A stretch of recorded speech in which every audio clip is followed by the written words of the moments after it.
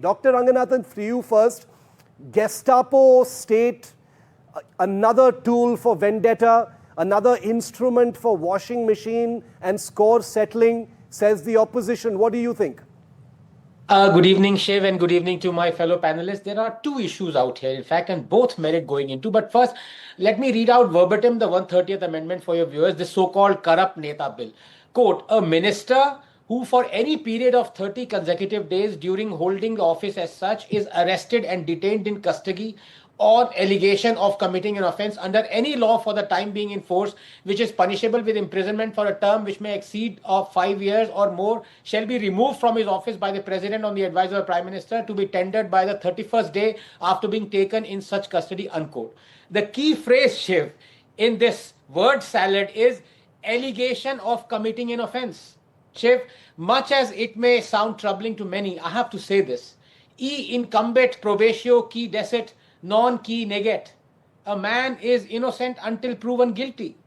That is the bedrock on which our entire justice system stands. You may not vote for a politician, you may not like to see him become a minister, but if you believe in the concept of justice, you cannot proclaim him guilty. Only a judge can do it. The role of a state is not only to make the criminal repent and reform, but also to make sure only the guilty are punished. The so-called Blackstone ratio, Articles 14, 38, 39, 21 make right of defense a fundamental right, and not just for an Indian citizen.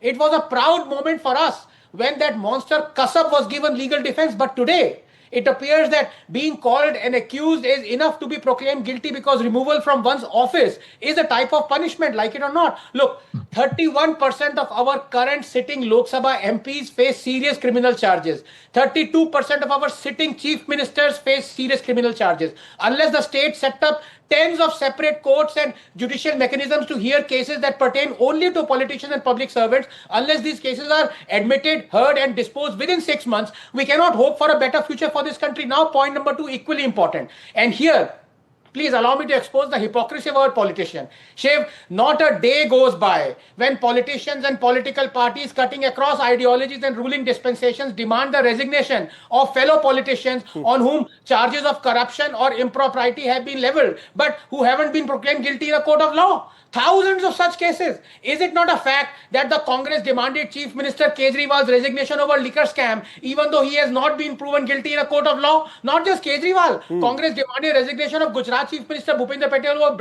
bridge corruption, of Kerala Chief Minister Pinarayi Vijayan over CMRL case, of Karnataka Chief Minister B.S. Yediyurappa over CD corruption allegation. So why are they protesting? If such demands of theirs is consecrated in law, albeit with riders as guardrails, as you said, more protective than what they wished. Is it not a fact, just 30 seconds, that the same Congress demanded resignation of these chief ministers because it claimed, not without reason it has to be said, that they remaining in topmost positions will influence the case, coerce witnesses, destroy evidence and try and derail the investigation process? This is rank hypocrisy that they are opposing this now. That if you want morality and propriety in politics, but only when it suits you.